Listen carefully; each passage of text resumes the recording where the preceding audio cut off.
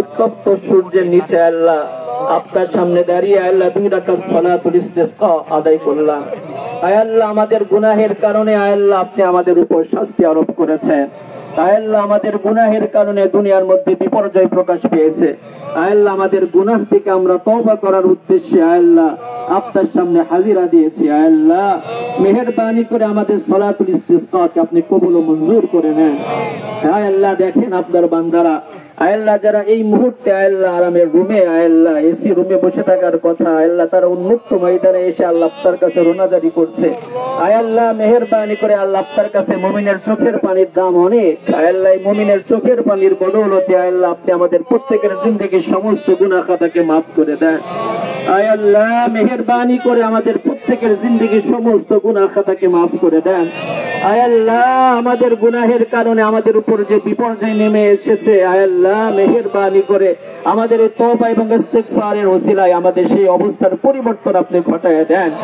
আয় আল্লাহ, মেহেরবানি করে আয় আল্লাহ আমাদের ঘরে যে আয় আল্লাহ অসহায় নারী পুরুষ রয়েছে, আয় আল্লাহ যে নাবালক আয় আল্লাহ মাসুম বাচ্চারা রয়েছে, আয় আল্লাহ তাদের ওসিলায় আপনি আমাদের অবস্থার পরিবর্তন ঘটায় দেন।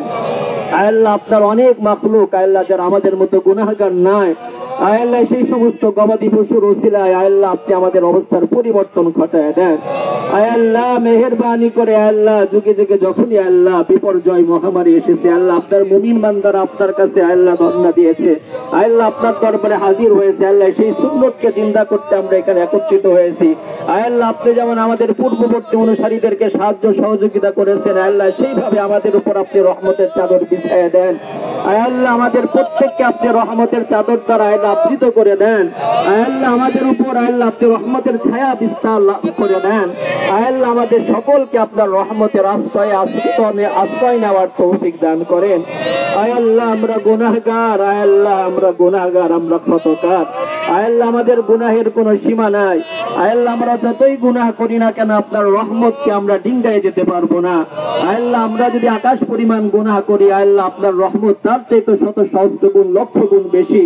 আয় আল্লাহ, সেই অসীম রহমতের ওসিলায় আমরা আপনার কাছে ক্ষমা চাই। আয় আল্লাহ, সেই অসীম রহমতের ওসিলায় আমরা আপনার কাছে বৃষ্টি প্রার্থনা করি। আয় আল্লাহ, সেই অসীম রহমতের ওসিলায় আমরা আপনার কাছে আয় আল্লাহ ঠান্ডা পরিবেশ কামনা করি।